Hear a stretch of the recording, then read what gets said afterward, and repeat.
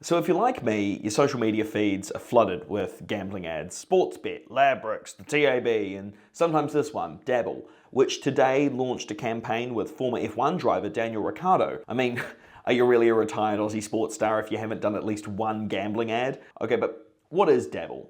Daniel, can you explain? Dabble is like WhatsApp and Instagram meet sports betting, but with way more banter. And way more losing money, but Ricardo forgot to add that bit. In 2022, 20% of Dabble was bought by Tabcorp for a cool $33 million.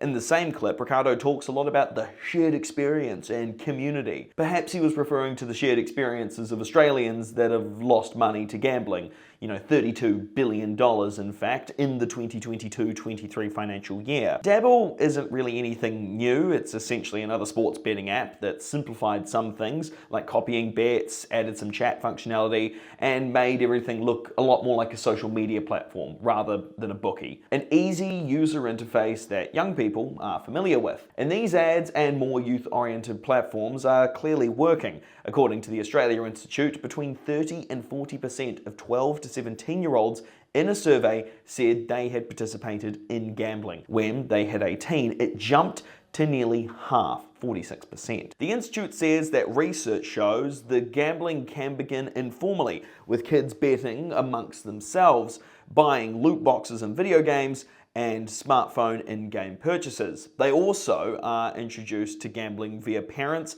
carers, and grandparents. Crucially, the survey showed that less than 1 in 10 young people gambled alone, highlighting the way in which gambling companies portray betting as a social activity. I was able to sign up to Dabble and place a $5 bet without having to prove I was over 18. It did ask for my age, but I didn't have to tell the truth. At the core of the blizzard of gambling ads on TV and social media is the gambling industry's need to lock in its next generation of clientele. And in the meantime, as Dabble uses a famous face to promote gambling, the roadmap to banning gambling advertising in Australia continues to sit on a shelf in Canberra, despite overwhelming public support and a detailed reform plan ready to go.